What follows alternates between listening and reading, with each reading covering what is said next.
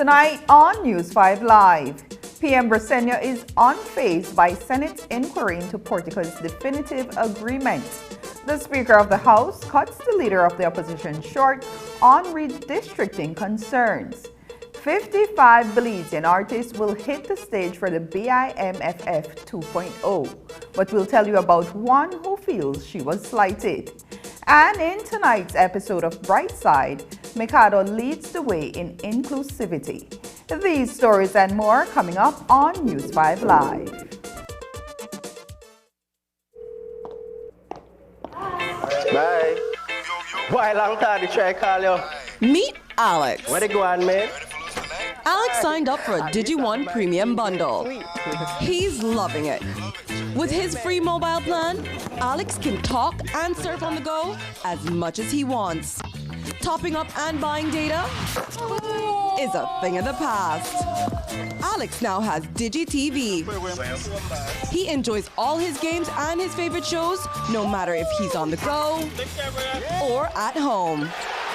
And Alex also enjoys the fastest, most reliable home internet speeds with his DigiNet service.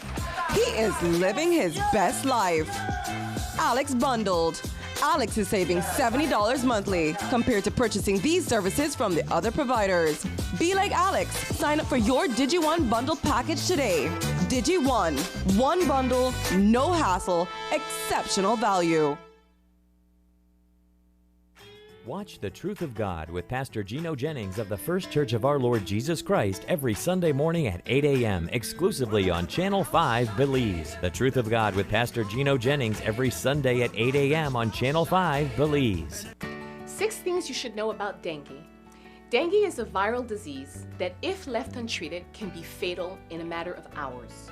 Dengue virus is transmitted by the Aedes aegypti mosquito.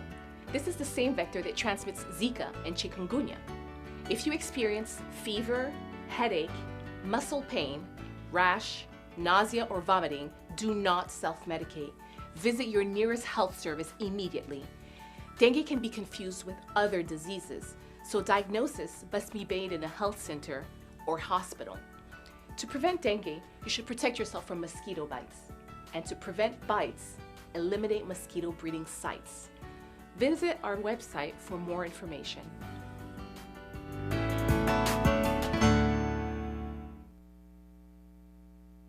Belize's favorite Tuesday night entertainment is back.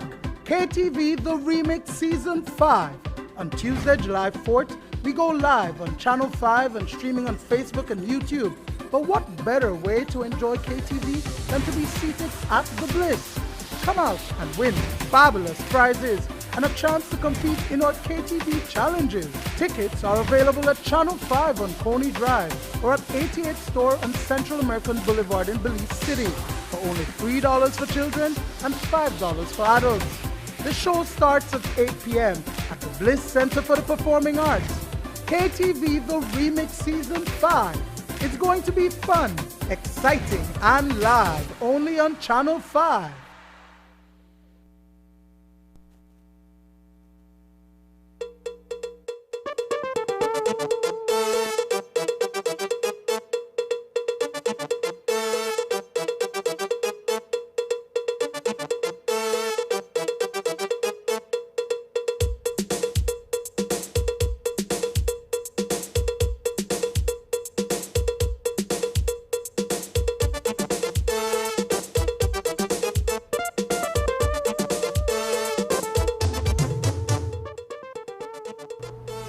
Good evening. Welcome to News 5 Live for Friday, June 30th. I am Adeline Apollonia. The controversy surrounding Portico's definitive agreement continues to be a fluid issue. Prime Minister John Briceño gave the media a long-awaited interview today on his 30th anniversary as a senior parliamentarian. It came after a meeting of the House of Representatives in Belmopan, where a number of issues were tabled. And Portico was again at the heart of the session after the Senate moved earlier this month to hold an inquiry into the definitive agreement. But PM Briceño is unfazed by the decision of the upper house to investigate his administration. It has nothing to do with something that the UDP created, not us. We haven't done anything wrong. As I said, when I went to cabinet, we immediately agreed this is not going to fly. Hold on, yes, we did. But that's our job. You see, I can't go to cabinet. The first thing on the first day in cabinet, we said everything comes to cabinet for discussion. So we provided legislation and everything, take it to the cabinet and say, okay, this is what we are. And then immediately, when we started to go into the nuts and bolts of the agreement, which was led by the Minister of Tourism, I immediately said, you know what, pull it back, this is not going to fly. We discussed that maybe 15 minutes. So we will go there and say, well, you know, we met this, we bring it to cabinet, which is what we're supposed to do. There are two issues. There's the approval of the NEAC, and then after that you have the compliance, the environmental compliance plan that they have to do. The NEAC approved the project. So now it is incumbent on us as a government to ensure that the company that got the approval now to come up with environmental compliance plan. So the CEO was doing his work in pushing to ensure that we could get this compliance plan moving, because it's a huge project that we all realize or understand or believe that it is a project that is needed for Belize. He was simply doing his job. Now, if he would have been at the NEAC and pushing for approve it or whatever, then you could make a case. He is doing his job to ensure that that plan is prepared and to be able to confirm within what the NEAC has approved. So there are two different items. Yes, and he's you the can't chairman of NEAC. But Yeah. that NEAC finished. Yes. NEAC finished. No, hold on. Okay. Don't confuse people. Okay, sir. The NEAC approved the project. Now, based on the recommendations from the NEAC, now you have to provide the DOE, the Department of Environment, now have to come up with the environmental compliance plan. The investor have to do its compliance plan, and then the DOE have to approve it. That's my point. Kenrick Williams is seen overtly influencing the outcome. I just have to ask, although you've answered it, just indulge me in your wisdom and patience. Was he directed? Was he directed? No. He was not directed? No, he was not directed. So he did that of his own Absolutely, volition? that he was not directed by the minister nor by myself. It differs so starkly from the treatment with Waterloo. Can we move on how? The problem with Waterloo, and if you were to take your time and look what has happened, is that there are still major concerns with the judging material. If Waterloo would have addressed the dredging material, I think they would have gotten the approval. And if they would have gotten the approval, we'd have done everything to support them to ensure that that project could become a reality. Also, during today's House meeting, the Minister of Sustainable Development, Orlando Habet, responded to a question asked by the Leader of the Opposition in respect of the environmental compliance plan granted to Portico Enterprises Limited by the Department of Environment. The Port of Magical project was granted environmental clearance on April 9, 2021, after having gone through the environmental impact assessment process. The environmental compliance plan was a requirement of the environmental clearance letter and was signed on the same day as usually done with most, if not all, projects.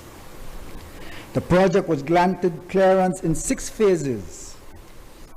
Phase 1 was the submission of a detailed engineering design of the peninsula, taking into consideration minimizing the potential negative impact from current flows southwards and manatee movements along the seashore. 2, the development and submission of a manatee management plan. And 3, submission of a rapid ecological assessment looking at soil bearing and load capacity for the access road dewatering site. Phase 2 was for the construction of an all-weather road within Crown Lands, connecting the project site to the George Price Highway, its infrastructure with proper drainage subbase, and a bridge over the Subdoon River, the clearing of land in preparation for the dewatering site, and the construction of the containment dewatering site. Phase 3 would then entail dredging of usable material from the turning basin and access channel for disposal in the water containment site, and also the construction of outer and intermediate bound for the peninsula. Phase 4 would entail the dredging of usable material for filling of the peninsula and retreat island, the fencing of the project site to comply with the international ports requirements, the pavement and finishing of the access road, the construction of beaches, the retreat island, and creation of inland waterways. In his response to the opposition leader, Minister Habet provided a chronology that ended with him publicly stating that Portico is not in violation of its environmental compliance plan. On April 11, 2023, the company also submitted to the DOE the management plan for the Antillean manatee, which has been shared with the Fisheries Department. The company is responsible to implement the plan with the Fisheries Department and local NGOs. A reclamation work plan, which is being reviewed by the DOE and the mining unit of the Ministry of Natural Resources. Also, they submitted a draft water quality monitoring program, which has been reviewed and feedback provided to the company. Emergency response plans as per requirement 3.13 of the ECP, which are being reviewed by the DOE at the moment. On June 6, 2023, the first draft rapid ecological assessment was submitted for review, and the Department of Environment responded to strengthen the assessment on June 16, 2023. Note that no inspection has been conducted since the signing of the ECP because no substantive physical work has begun on site, and as per Phase 1, none is absolutely required. A joint inspection with the Belize Port Authority, Mining Unit, Fisheries Department, Forest Department, Coastal Zone Management Authority is scheduled for June 30th. This site inspection will reveal if any non-compliance exists at the project site level, which then will be presented to the company in writing with a reasonable time frame for the issues to be resolved or addressed. So, in terms of the compliance status, and based on the above that I have mentioned, it is the opinion of the DOE that Port of Magical is currently in compliance with their ECP because Phase 1 deals mostly with the submission of designs, plans, and specifications which the company has done.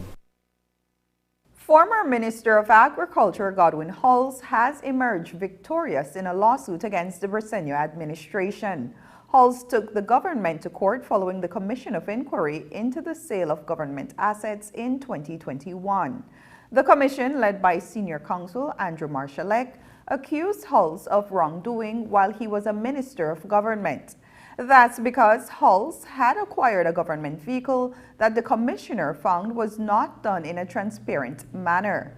But this week, Justice Genevieve Chabot ruled in favor of Hulls. It's a ruling that will cost the government a pretty penny.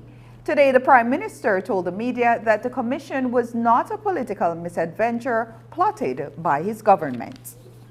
Absolutely not. I think what has happened, and this is what we need to remind people, that these former ministers were not fighting to say that we were innocent. They were just saying, you did not give me a chance to come in front of the commission. It was a procedural error. And I am disappointed that that procedural error was done, because now it is costing us. If these people were allowed an opportunity to be able to come, there would have been no reason why they would be able to challenge that report. The point of the matter is that the report was factual. They're not fighting on the facts, they're fighting on the procedure, and that's important to point out. Of course, I dislike very much in paying these former ministers that took advantage of their position when they were in government to be able to get some of these government assets at questionable values. But you can look at it as an investment in the future. I'm not disputing, I'm not dismissing the payments, please. So I don't want you to go on your news to say that I am dismissing it. Of course it pains me. You know what we could do with that kind of money? We could use it for more pantry, put more kids to school. There's so money, we build a few more houses. But what this has done now is that future governments, starting with us, need to realize that if you do these things, our next government is going to take you to court. So at the very least, you could look at it, being optimistic or positive that in the future, that these acts do not continue. Coming up, the Minister of Labor addresses the CWU trade dispute with PBL. Find out the details when we come back. Hello, friends. I'm Dr. Bob Roberts with another 60-second sermon from God's Word. The Bible says, Dearly beloved, avenge not yourselves, but rather give place unto wrath. For it is written, Vengeance is mine, I will repay, saith the Lord. Therefore, if thine enemy hunger, feed him. If he thirst, give him drink.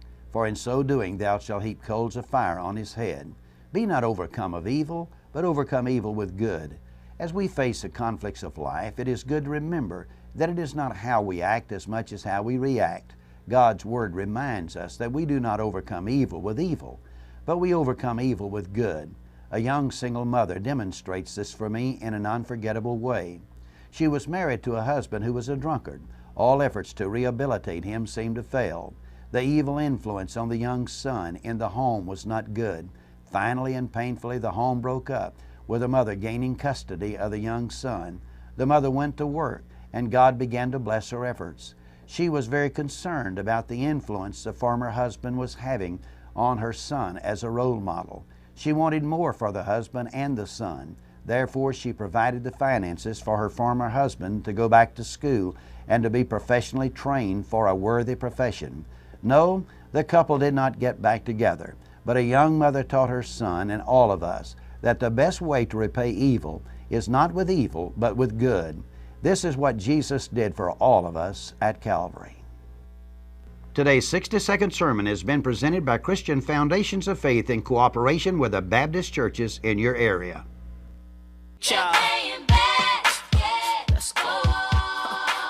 Belize City is known to be the mecca of basketball, but we have the San Pedro Tiger Sharks swimming around like they belong in this city. This the Hurricane City, boy.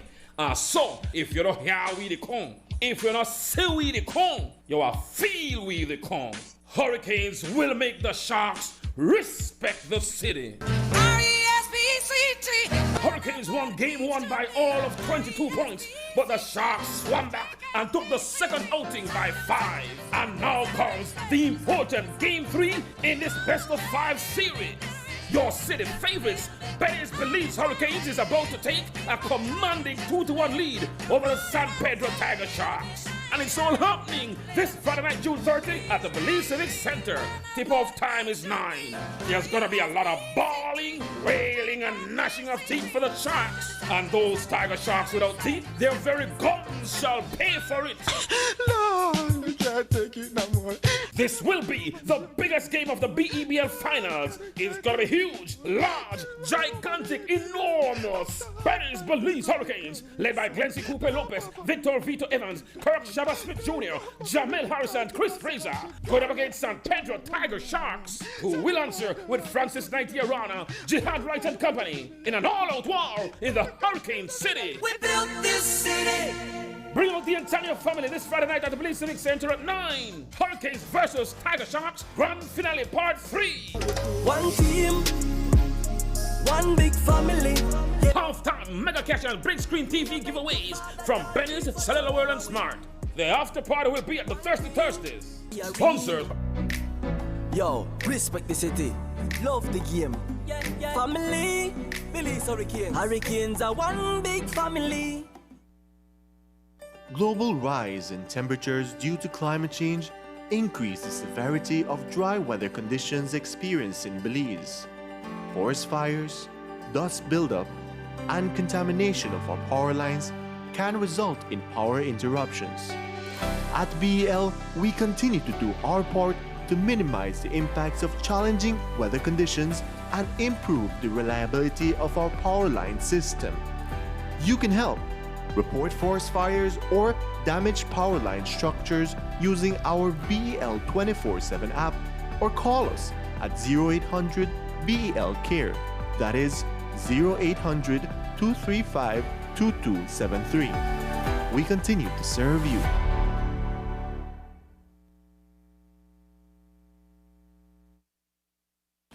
As we've reported, Anthony Sylvester is the new Attorney General. He replaces Magali Marin Young, who had expressed intent to return to private practice. Sylvester has held several positions on committees and boards, including the Board of Trustees of the University of Belize, on the Belize Advisory Council on the Guatemalan Claim, and the Income and Business Tax Appeals Board. Today, Prime Minister John Briceño told reporters that aside from Sylvester's impressive resume, he is also a man for others. Anthony Sylvester, Anthony Sylvester has been a champion for the poor. Many poor people, when they can't do better, they would go to people like Anthony, who has a social conscience in service as an attorney, not only the big clients, but also the poor people. But apart from that, he is one of the experts in criminal law and also in constitutional law. And so our present Attorney General said it well in Cabinet on Wednesday, where she made the point that now the next step as the Attorney General, the next Attorney General now needs to start to look at criminal law, trying to make whatever amendments or modernizing what we have for it to be more effective. So we look forward to see what plans Anthony has. He's a hardworking person, a very humble, but also caring, and I think that he fits the profile of what we want in Attorney General in a People's United Party government. So he will no longer be chair of UB? No, he is resigning from everything because he'll have to spend his time as the Attorney General. It's a lot of work. We do have a lot of work. The Christian Workers Union met with stevedores today at its headquarters in Belize City to discuss the way forward in respect of the latest developments amid the labor dispute with the Port of Belize Limited. While the waterfront workers gathered with their representatives, Labor Minister Oscar Requena also addressed the issue in Parliament, providing a timeline that began with a letter written by CWU earlier this month.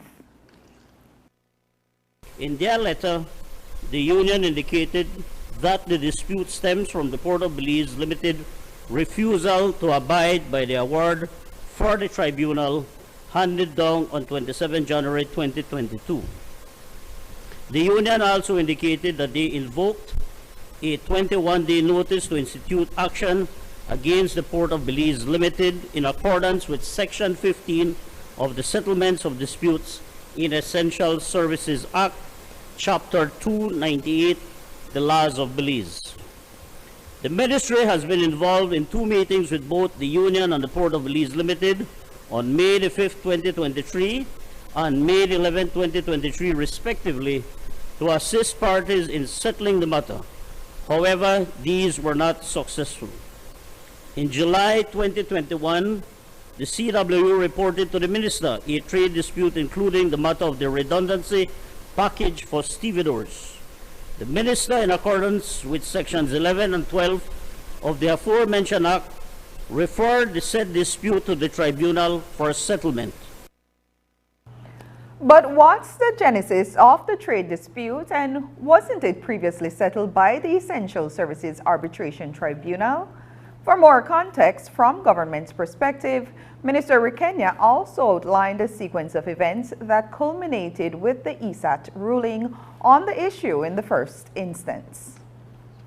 The reported dispute in the union's letter dated June 9, 2023 is on the same basis as the dispute reported in 2021, which has already been determined by the tribunal.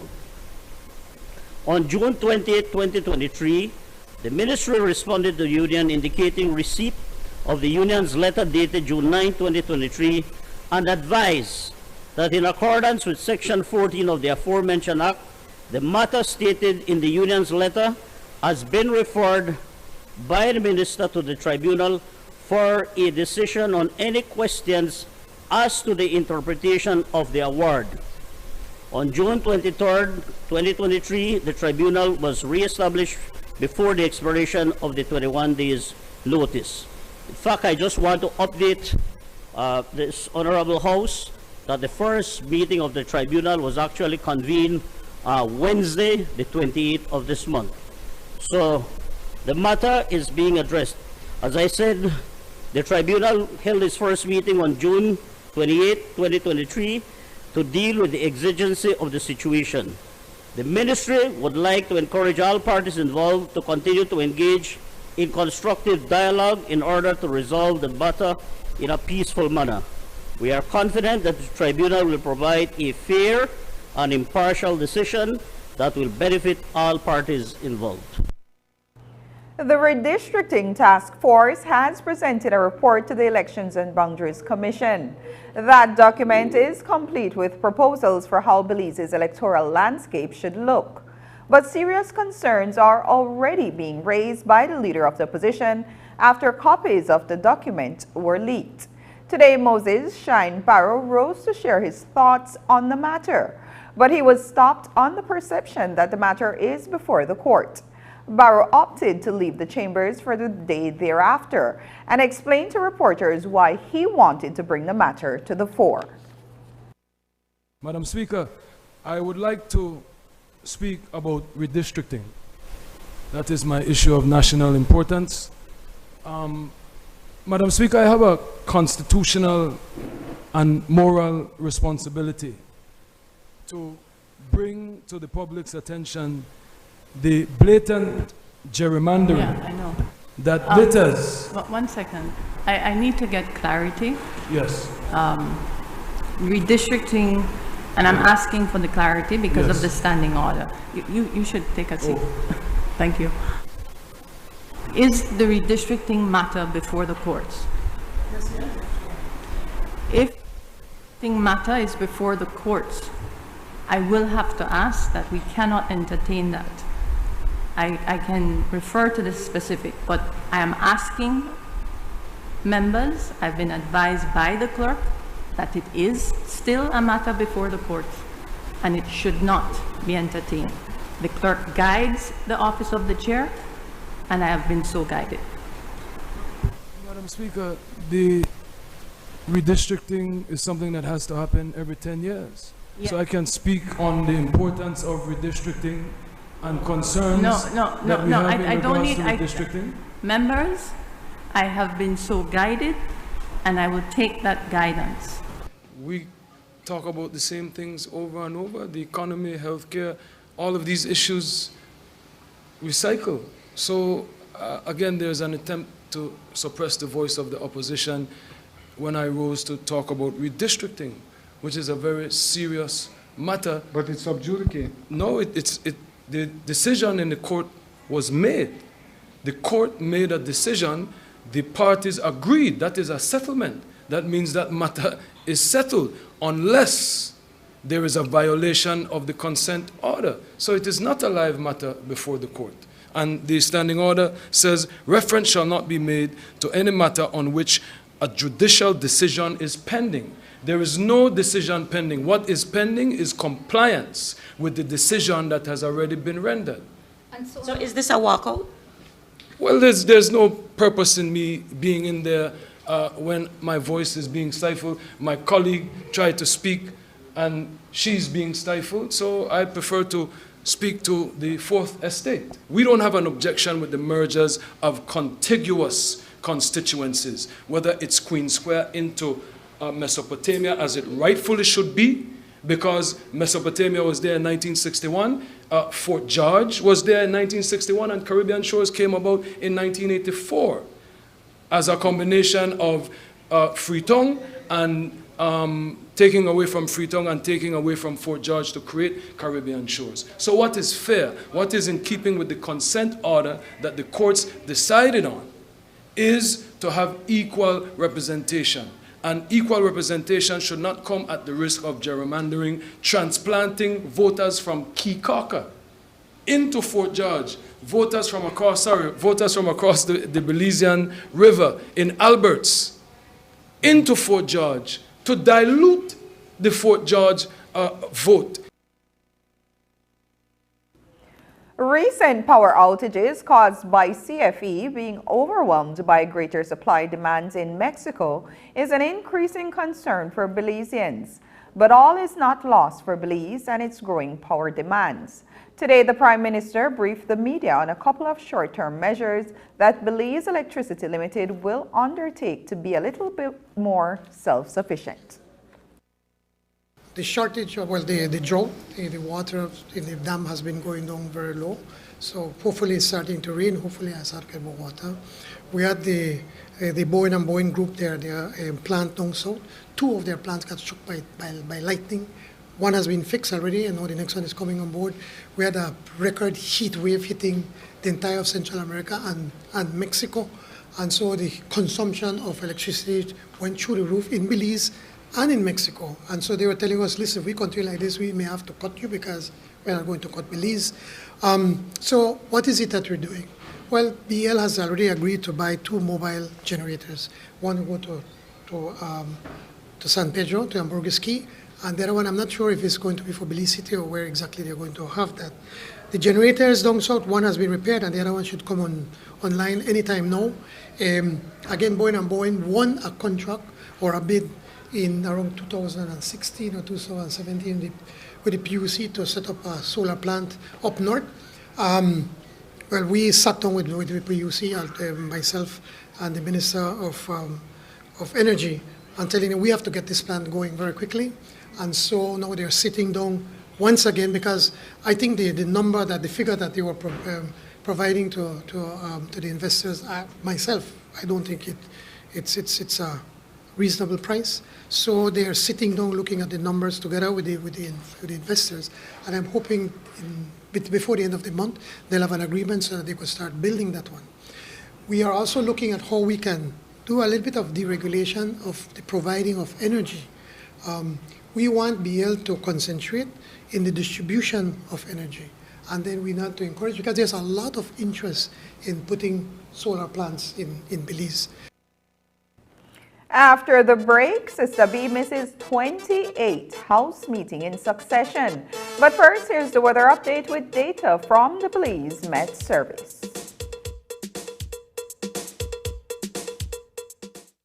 Tourism Board, Mars Production, and Bellican present the biggest show to hit the jewel we call Belize. It's the Belize International Music and Food Festival 2.0. Join us on Saturday, July 29th and Sunday, July 30th at the Marion Jones Stadium with live performances by Morgan Heritage,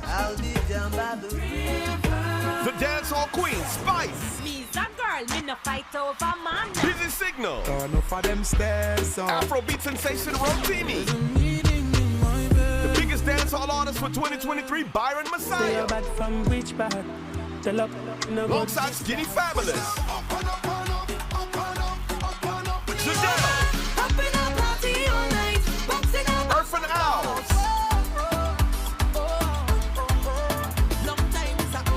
Mr. Warming Up Adam O. And Lyrical.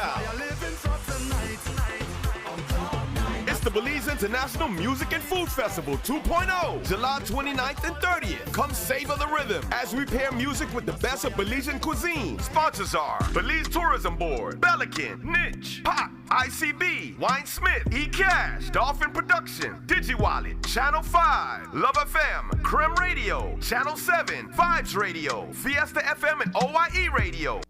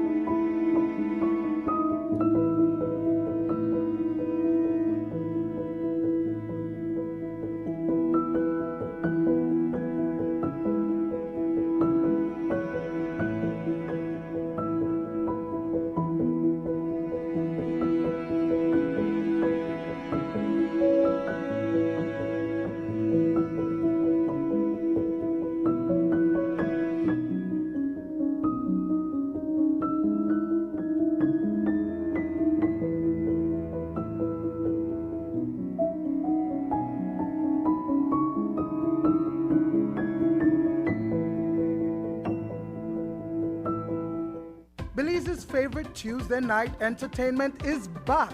KTV The Remix Season 5. On Tuesday, July 4th, we go live on Channel 5 and streaming on Facebook and YouTube. But what better way to enjoy KTV than to be seated at the Bliss?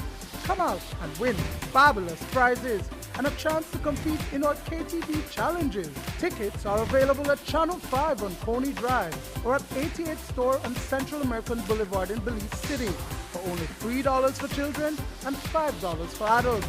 The show starts at 8 p.m. at the Bliss Center for the Performing Arts. KTV The Remix Season 5. It's going to be fun, exciting, and live only on Channel 5.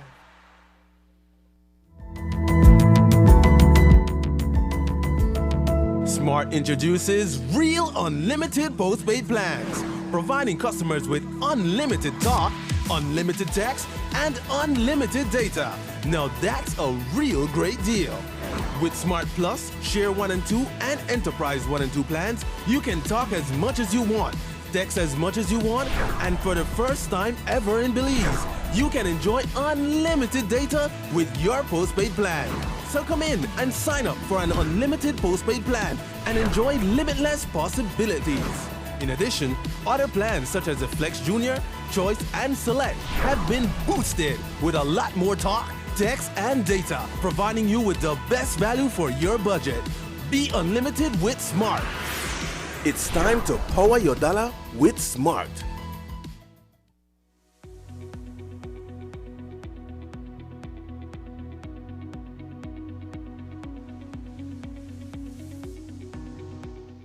It is with pleasure that I speak on the decision made by Cabinet recently to expand the basic food basket of regulated food items from only 9 to a comprehensive 43 items.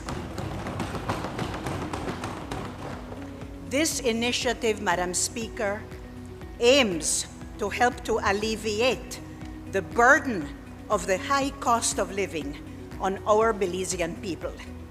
By broadening the range of regulated goods and reducing the markup range, we are ensuring that a wider array of essential food items will be subject to monitoring and control. This, we anticipate, will help to stabilize prices, making these items more affordable and accessible. It demonstrates our commitment to addressing the high cost of living for our citizens, especially those who are most needy.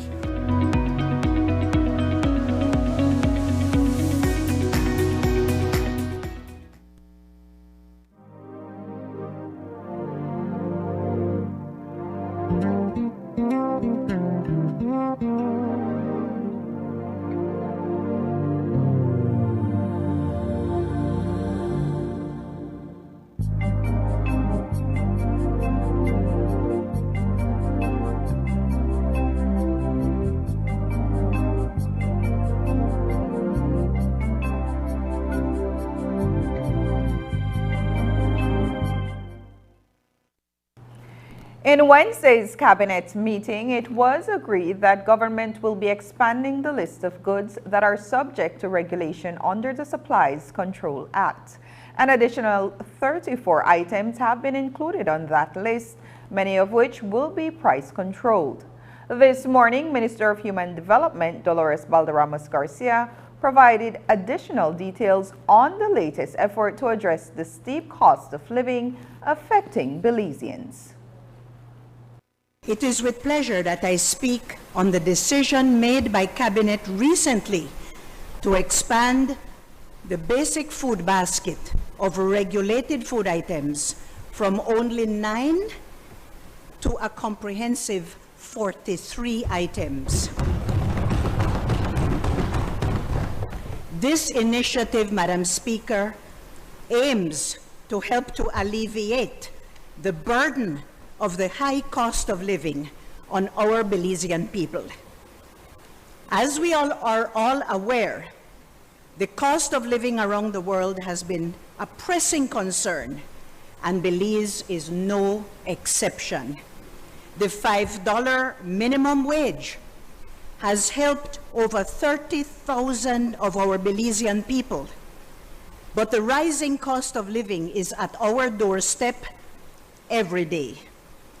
Many families struggle to make ends meet, particularly when it comes to putting food on the table. And the rising prices of essential food items has eroded the purchasing power of households and has put a strain on their overall well-being. It is our duty, I believe, as representatives of the people to address the issue and find practical solutions that will make a positive impact on their daily lives. And this, Madam Speaker, is what our government is seeking to do. Another issue that was brought up during today's House sitting is a prolonged absence of Queen Square Area Representative Denise Sistabi Barrow. Barrow, who has been a fixture in the Queen Square constituency for several decades, is a no-show in the House of Representatives. Today, the PM had the exact number of absences for Barrow in the National Assembly, 28. Following this observation, we asked the Leader of the Opposition about the matter after the day's proceedings. Here are those comments. Today is the 20th House meeting that we have since we were elected, Madam Speaker. Please, 20th House meetings and the honorable member from Queen Square has refused to come to House meetings. I find that disrespectful to this House, disrespectful to the people of Queen Square, Madam Speaker. I find it disrespectful that the leader of the opposition, her nephew, Madam Speaker, I am asking her, she has the right. If the Prime Minister has a problem, he can raise that in a substantive motion in the House, Madam Speaker. He's not supposed to use his opportunity to introduce a bill to do that, Madam Speaker. Mr. Leader of Opposition, The Speaker can't allow me to bring up something such as issue. Madam Speaker, the point is... Continue, Prime Minister. No, we won't have that. Continue, Prime Minister. Madam Speaker, that is the very point. That the leader of the opposition is the nephew of the honourable member from Queen Square. So it's an embarrassment on him that he can't get his aunt to come. I'm trying. Mr. Prime Minister, my apologies for the interruption. Mr. Leader of Opposition, please. If you could... Mr. Leader of Opposition, I've said it. This is the third time, please. Madam Speaker, I think it's just very important to make the point that she continues to collect her salary and refuses to represent the people of Queen Square. If she was not interested, then why did she put her name on a ballot? She could resign right now, have a re-election right now. But I'm coming to the end, to the point that you are making. Madam Speaker, I am asking the chairman that's responsible for the standing orders, Madam Speaker, to make an amendment to the standing orders so we can deal with any member that refuses to come to House meetings. If the government has a problem with the standing orders, change it. She's complying with the standing orders. The standing orders require that she give notice to the Speaker of the House and the Speaker excuses her. If the government objects to that, then they have the majority to change it and require that either she comes to the House or she doesn't. But you are making a point on semantics. I'm not making a point on semantics. The spirit of representation is that you come here. In your opinion, what you're doing. That's factual. That's how the democracy works. That's why it's called a House of Representatives. You come to represent. Sir, again, that is arguable. Prime Minister John Briceño rose to speak of amendments to portions of the legislation that will ensure that Belize is prepared for the external assessment that it is undergoing to be compliant with the Caribbean Financial Action Task Force. CFATF is in the process of assessing each member country on its cooperation on countering money laundering activities and related crimes. Belize has had to make amendments to its legislation to bring us in line with international obligations. Here was how the PM explained it. In assessing the current Trust Act, concerns arose as it pertains to the availability and accessibility of trust information in Belize. For example, the FATF Recommendation 25 requires that specific information be kept and obtained in respect to beneficial owner, account information, underlying documents, and the sharing of information. When assessed against this criteria, the Trust Act was found lacking, so to speak. This Trust Amendment Bill will ensure that Belize is compliant with the requirements of these recommendations. In so doing, we will be removing the risk of a non-compliant finding, which could increase the likelihood of an adverse listing by CFATF. Or in Creole, or in simple terms, Madam Speaker, basically we are doing these amendments, we will be eliminating the risk, make them blacklist-free, something we can't afford. Today, the House moved to repeal Section 46A and 73A of the laws of Belize that criminalize the spread of HIV/AIDS. The 22-year-old statute holds HIV-positive individuals criminally responsible for any risk of transmission, including from mother to child. Minister of Human Development, Dolores Balderramos Garcia, supports the repeal of the bill, pointing to conflicts it poses with human rights norms. She also pointed to the implications of the legislation, which caters to stigma and discrimination. The Minister of Health, Kevin Bernard, made the presentation in the House on that matter. Punitive laws are not the most effective way to combat this epidemic. They can, in fact, pose significant barriers to HIV prevention, treatment, and care. By criminalizing the transmission of HIV/AIDS, we run the risk of driving the disease underground, discouraging those at risk from seeking testing, counseling, and treatment for fear of legal reprisal. Therefore, Madam Speaker, the Ministry of Health and Wellness firmly believes that the battle against HIV/AIDS should not be fought in courtroom, but in our communities, our hospitals, and our clinics. We should focus our efforts on education, prevention care, and support rather than punishment. We should aim to reduce the stigma and discrimination that surrounds this disease, to encourage more people to get tested, to know their status, and to seek treatment. And so, definitely, Madam Speaker, the repeal of this section 46A and 73A is a step towards a more compassionate, more effective approach to addressing HIV/AIDS. When we return, 55 Belizean artists and DJs make lineup for BIMFF 2.0.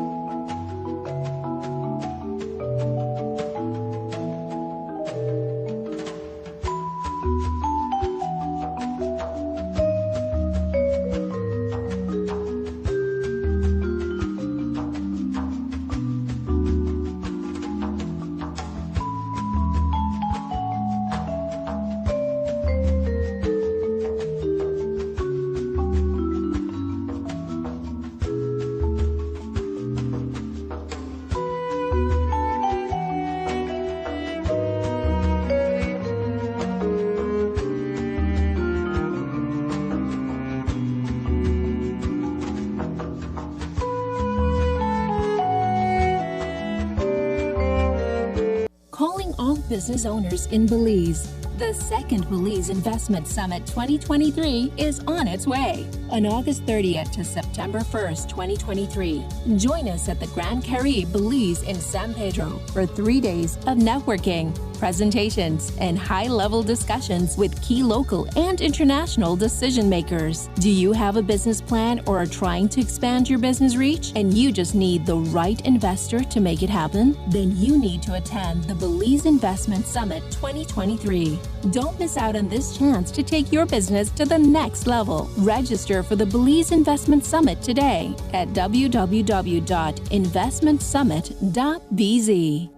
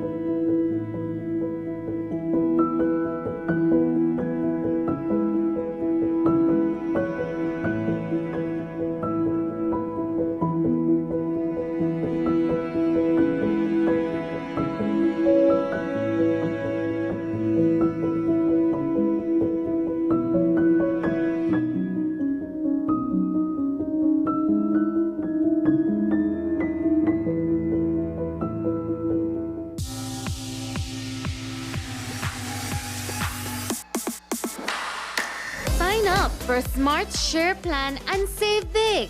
Whether you're a small entrepreneur starting up your business, a student on a limited budget, or a family trying to save, this is the plan for you. With unlimited SMS, calls, and data, we help you save. Get up to 5 lines for as low as $30 per line monthly, only with Smart. Sign up today at any Smart showroom or sales manager countrywide. So get your business going, share more memories with friends, and be ready for the day with Smart.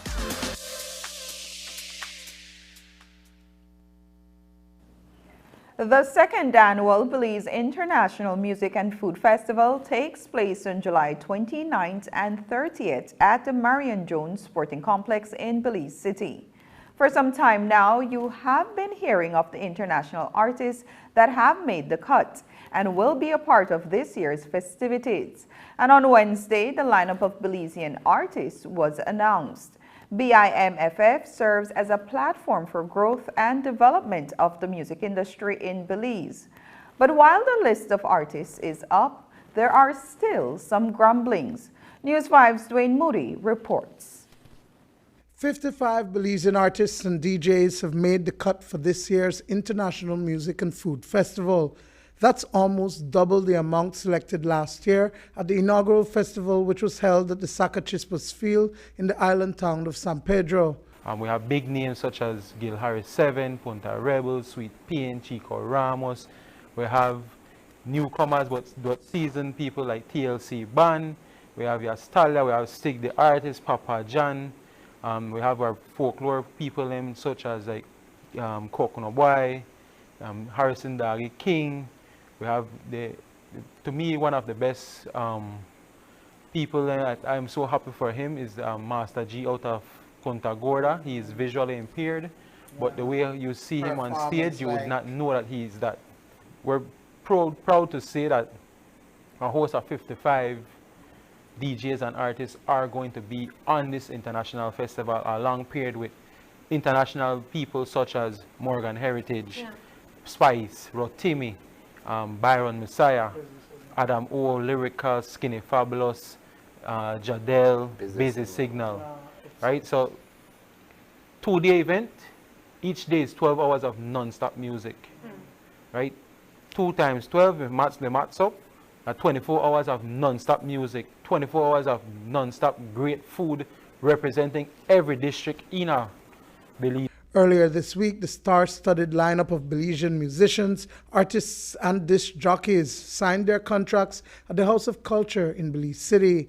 Many were chosen via the pre-concert competitions held across the country, but there were also some who were handpicked. There are, however, a number of artists who feel slighted. One such artist is Ernestine Carballo, who was on the lineup last year, but is not this year. She took to social media to express her concerns about the selection process. I can recall they telling us, go out there and do your best. And once you perform and you do your best, look out for this year. So nothing was there about anything that had to do with competing. So myself, along with the majority of the artists, reached out to the organizer and asked, what's happening? You know, even Center Stage Band was asking, what's happening with this year? We're not hearing nothing. You know, tell me what happened. And that's when we had a response stating that in order for all of us to be a part of this year, we all need to compete. And that's when I was like, well, why all of a sudden, where did this come from? Like, why we, the ones that helped to open the first annual Music and Food Festival, have to compete? I mean, it's like you're telling Lord Ray-Ban that he has to go compete when he don't pass the test of time. He has already passed the test of time. I said, now I don't mind coming to perform as an artist, but to say compete with the young and upcoming, I mean, that will raise conflict of interest. Because I know my Louisiana people are very good. They want to know, but why we don't have Fui Soca Queen was just spoken up for the festival last year. They won't compete to one spot where she don't supposed to have. You know, sort of like that's my thing. Who came up with that idea to do that? And why that? You know, in saying, well, come out and be real about it.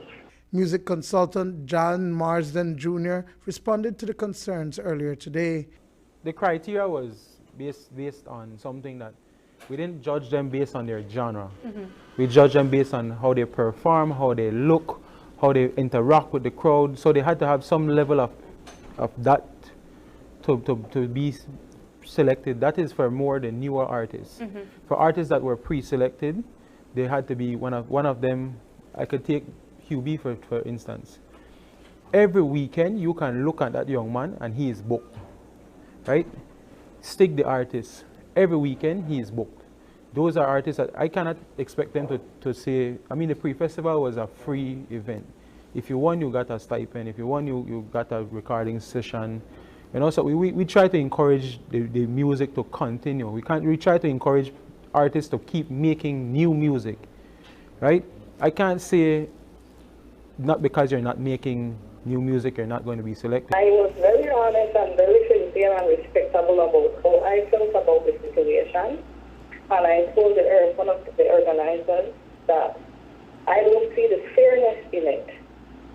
That you are asking me to compete and yet you have an artist with his band that performed last year as a performer. But like, we don't only be fair across the board. Dwayne Moody for News 5. The Department of Youth Services hosted a graduation ceremony today for 240 youths who successfully completed 9 months of learning with the Belize National Youth Training Institute. These individuals have been engaged in virtual and in-person sessions on cell phone repair, small engine repair, hospitality, and on-the-job training. It is the third cohort of graduates who were beaming with pride today at Bird's Isle. News 5's Dwayne Moody reports. They proudly received their certificates of completion today, having participated in months of training and learning a new skill or craft that prepared them to either take up space within an organization or to become entrepreneurs. Cohort 3 of the Belize National Youth Training Institute graduated today in the presence of their peers and parents. We have individuals from our small programs as well as for our on-the-job training, our cohort from last year. Let's talk about how this came. Well, this came about, as you all know, the department did a youth assessment, and out of that came quite a few things. One of them were the need for the creation of jobs and opportunities for young people. So the department took heed and we developed a lot of these programs catered to the needs in the communities.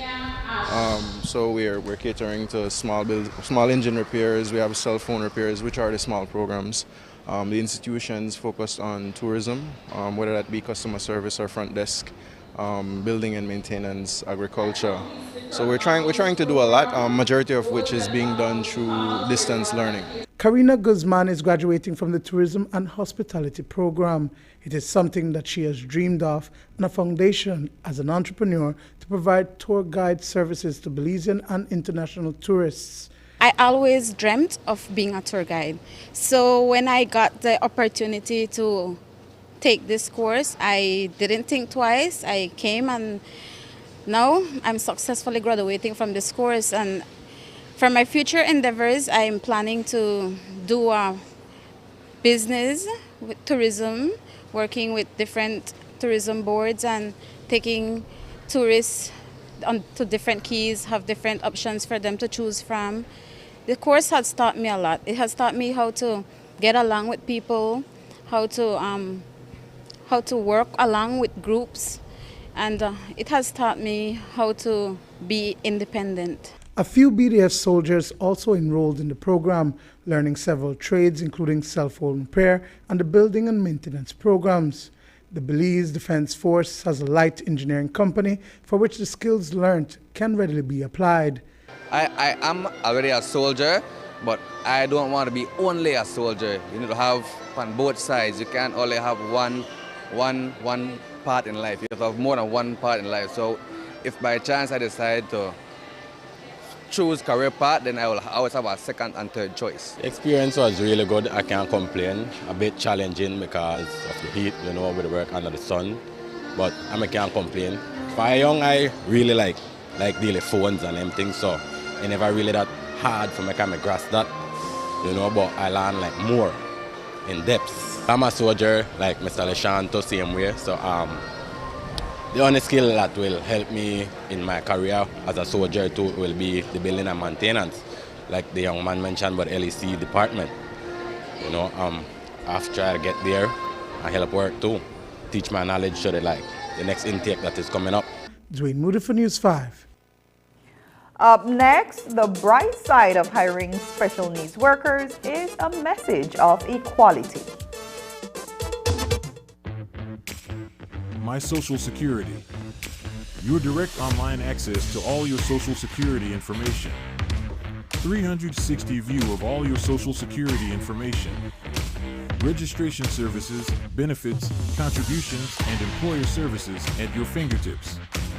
Enjoy all the new features with your My Social Security account. Register with SSB. Submission of benefit claims. Submission of contribution statements. View contribution record. Enjoy all your My Social Security feature at ssbportal.org.bz. Social Security at your fingertips. Belize's favorite Tuesday night entertainment is back.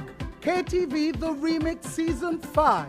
On Tuesday, July 4th, we go live on Channel 5 and streaming on Facebook and YouTube. But what better way to enjoy KTV than to be seated at the Bliss? Come out and win fabulous prizes and a chance to compete in our KTV challenges. Tickets are available at Channel 5 on Coney Drive or at 88th Store on Central American Boulevard in Belize City for only $3 for children and $5 for adults. The show starts at 8 p.m. at the Bliss Center for the Performing Arts. KTV The Remix Season 5. It's going to be fun, exciting, and live only on Channel 5.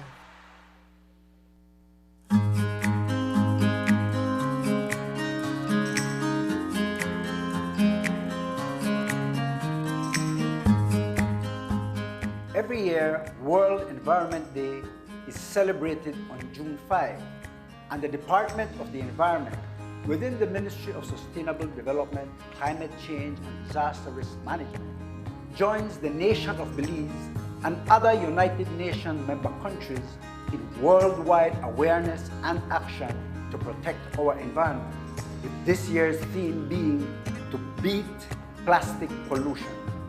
We have seen the effects of climate change, now exacerbated by the effects of plastic pollution, primarily from single-use plastics.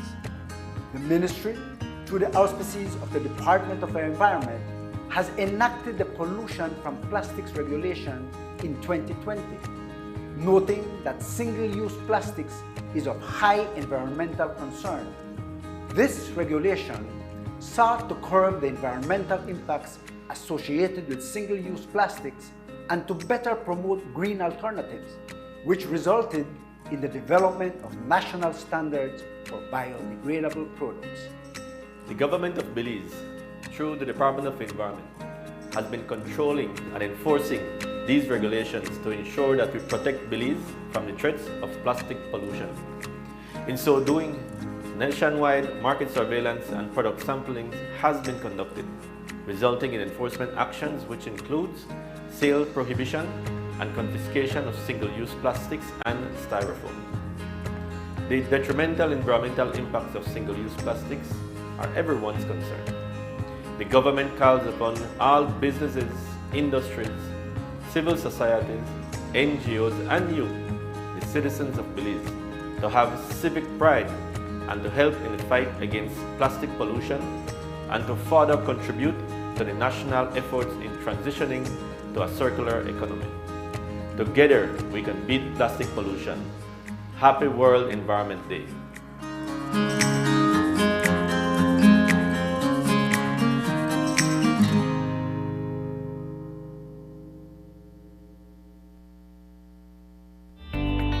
Taking its name from the venerable father of the nation, the George Price Highway stretches 77 miles from Belize City to Benque Viejo. Originally built in the 1930s, This cross-country highway system is the artery that links Belize to Central America at the western border with Guatemala. That connection facilitates overland trade, supporting Belize's economic development. Winding its way across the scenic countryside, the George Price Highway from Roaring Creek to Esperanza has been fully reconstructed to meet international standards, with particular emphasis on road safety. A shorter and hassle-free commute is best enjoyed when everyone obeys the traffic laws. To reduce the number and frequency of road traffic accidents, it means that a seatbelt must be worn at all times and the speed limit observed when traveling along the highway. It also means that pedestrians must use sidewalks and crosswalks where available. Buses should only board and discharge passengers at a designated bus stop. Road safety is everyone's responsibility. It begins with you.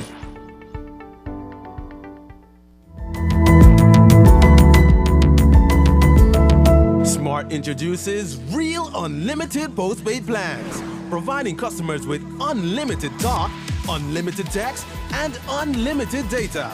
Now that's a real great deal.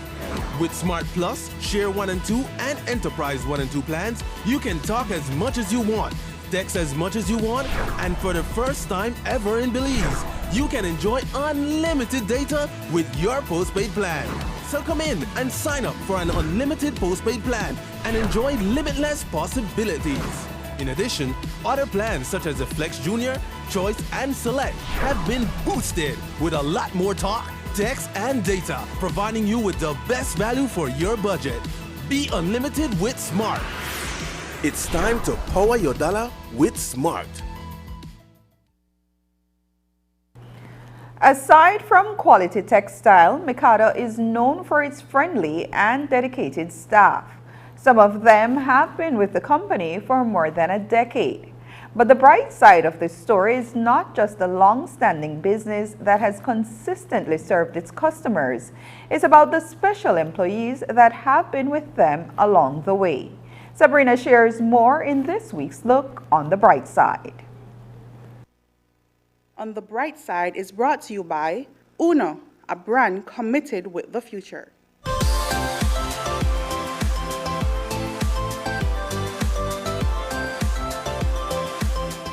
Glenford Gordon is an employee at Mikado's Textile Palace.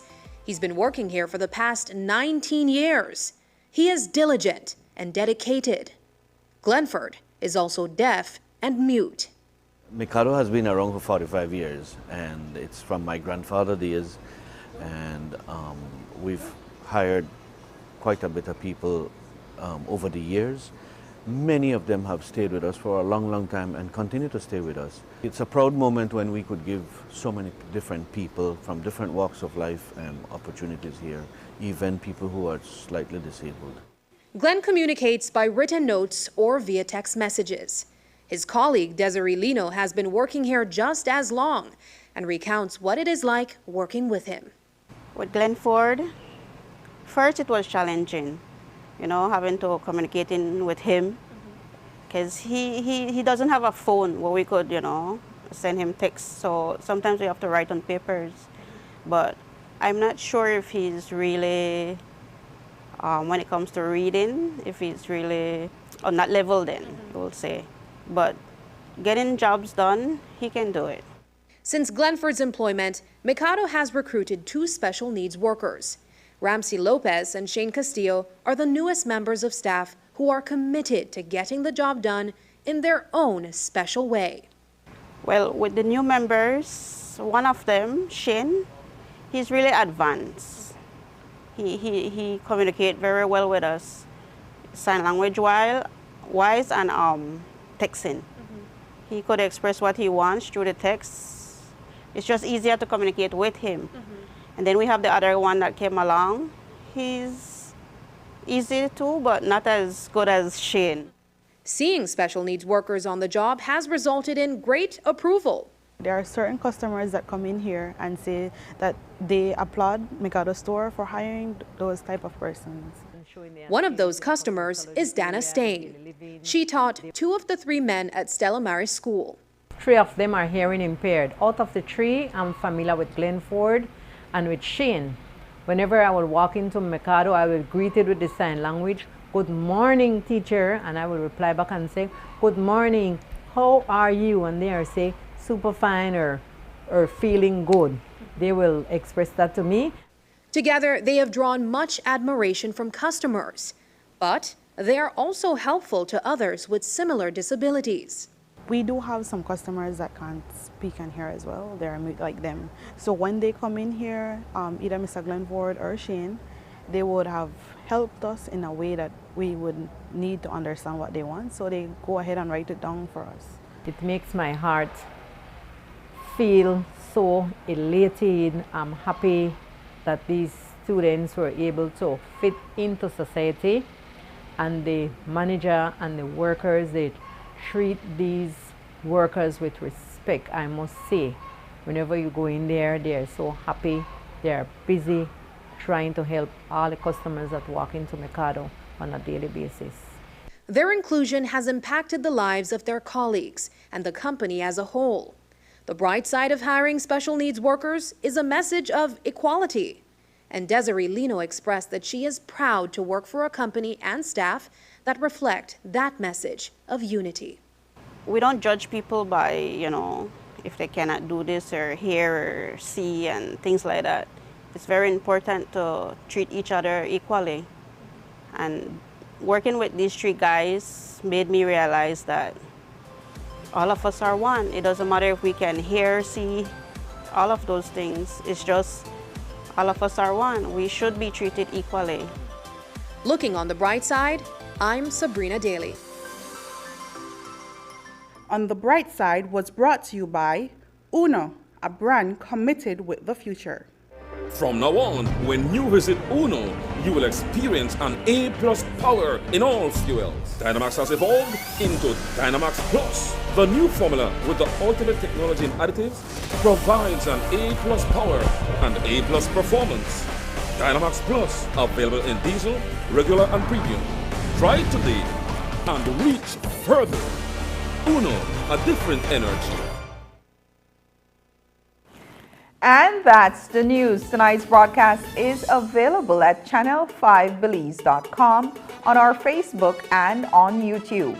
I'm Annalyn Apollonia. Thanks for joining us, and from all of us here at News 5, have a happy and safe weekend.